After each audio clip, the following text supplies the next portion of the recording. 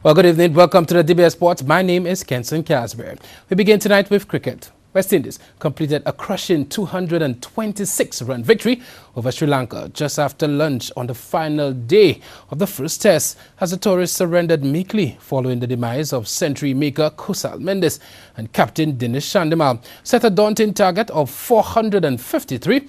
The Sri Lankans crashed from 189 for 3 in mid-morning to be dismissed for 226 just after lunch, suffering their first test defeat at the hands of the Caribbean side for 10 years, when they were also beaten at the Queen's Park Oval in Trinidad. Well, summarized scores in this match: West Indies 414 for 8 declared in their first innings. Darwich 125 not out. Kumara, he bagged 4 for 95 in the second innings. They scored 223 for 7 declared. Powell 88. Kumara bagged 3 for 70. Sri Lanka in the first innings scored 185 with Chandimal scoring 44. Miguel Cummins bagged 3 for 49. In the second innings 226. Mendes 102. Chase bagged 4 for 15. West Indies won by 226 runs. Of course, it's on to St. Lucia for Game 2 on Thursday. The local organizing committee, LOC, is currently planning and preparing as St. Lucia prepares to host the second test match, West Indies versus Sri Lanka. The match is scheduled to bowl off at the Darren Sammy Cricket Ground on Thursday 14th of June until Monday 18th June 2018. Ticket prices are EC $40 per match day or season tickets EC $120 and will be available at the Darren Sammy Cricket Grounds ticket office this week. Tickets can also be purchased online at cricketwestindies.org. The match commences at 10 a.m. every match day and ends at 5 p.m. The local organizing committee is hoping to give away at least 500 tickets a day to school children in uniform and also national cricketers to attend the match. Wow.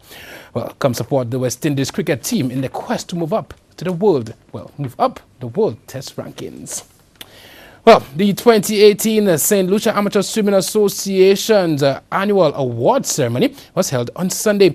The event took place at the Harbour Club in Rodney Bay. A number of prizes were up for grabs this year. The prestigious awards were presented as follows. Coach of the Year, David Pitterkin. Junior Female Swimmer of the Year, 2017, that's Naima Hazel. Male Junior Swimmer of the Year, Antoine Destang. Female Swimmer of the Year, Katie Kyle. Male Swimmer of the Year, Gian Odlum Smith. The Pat Charles Award for 2017 went to Hilroy Imanas. The event was chaired under the competent hands of MCs Elijah Williams from Vibe Radio and Lisanne Beauville from HGS Sports. We will have a more comprehensive look at this outstanding event during our 758 Sports Talk program.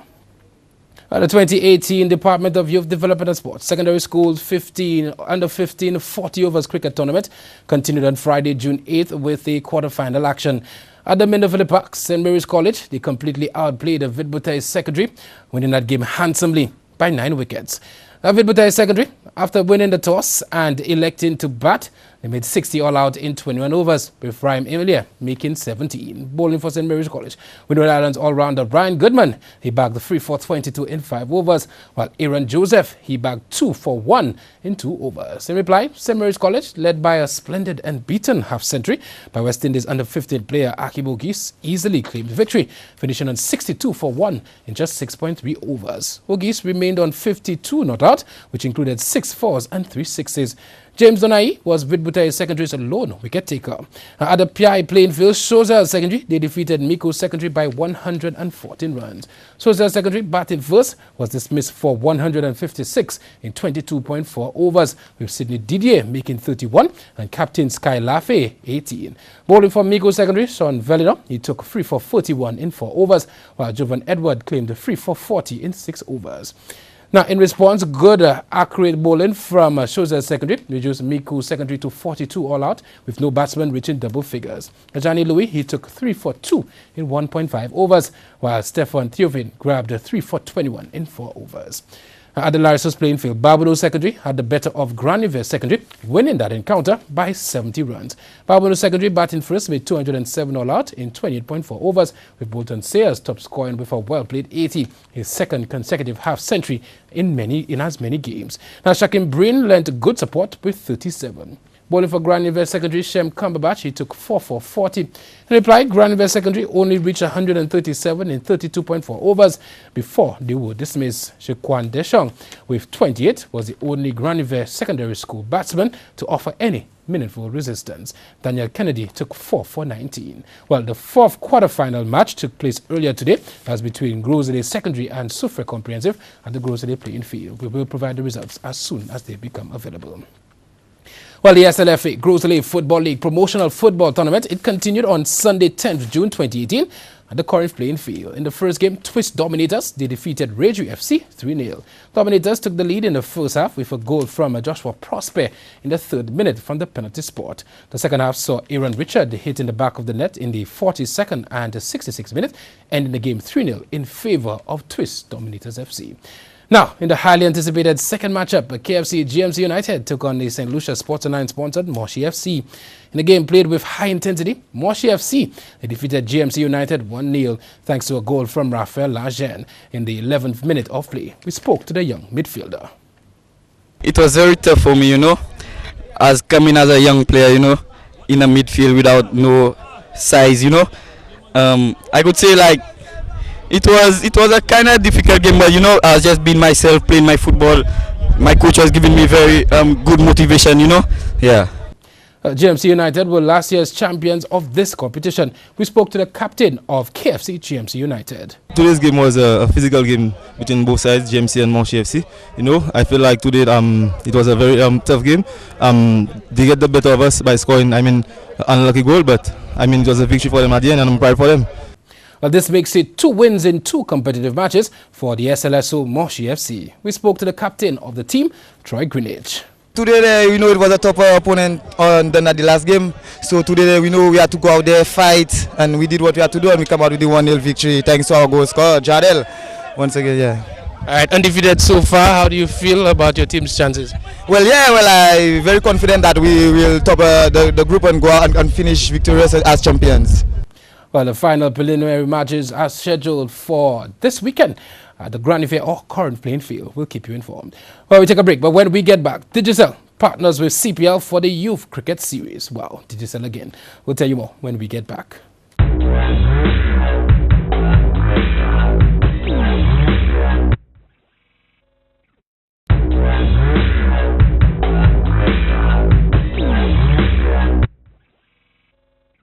Welcome back. The Digicel Caribbean Premier League Youth Cricket Series camp was held right here in St. Lucia last weekend. The event, which took place on Saturday, June 9th, brought together 25 young cricketers in a one-day cricket camp. Present at the camp was former West Indies and St. Lucia Stars captain Darren Sammy. This is the Digicel Youth Cricket Series. It's been held in, I think, six territories. I've seen the footage of all the various guys from the different CPL teams going around and impacting their knowledge on the kids. Digicel has always been a company that has supported cricket, youth in the whole. And earlier this year we had the Digicel Darren Sammy Cricket Academy.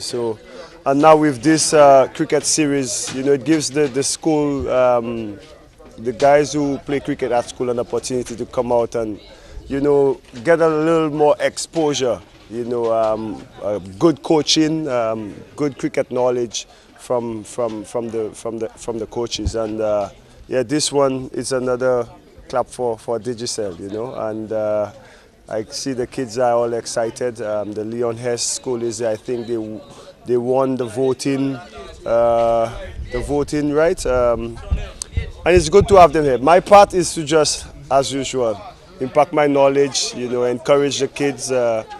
And let them know the sky is the limit. If I could do it, they could do it too at the highest level. Well, the very best coaches in St. Lucia were part of this camp. These included the likes of Alton Crafton, of course, Junior DeRose, John Eugene, and Kif Shalry. We spoke to Coach Shalry. Today we have a group of youngsters from the Leon Hess Comprehensive Secondary School. And thanks to Digicel, they're going through a one-day camp where we're teaching them a few of the cricket skills. Tell us a little bit about the skills that you're hoping that they would embrace before the end of today's session. Yeah, well, we covering all areas of the cricketer, batting, bowling, fielding, and wicket keeping.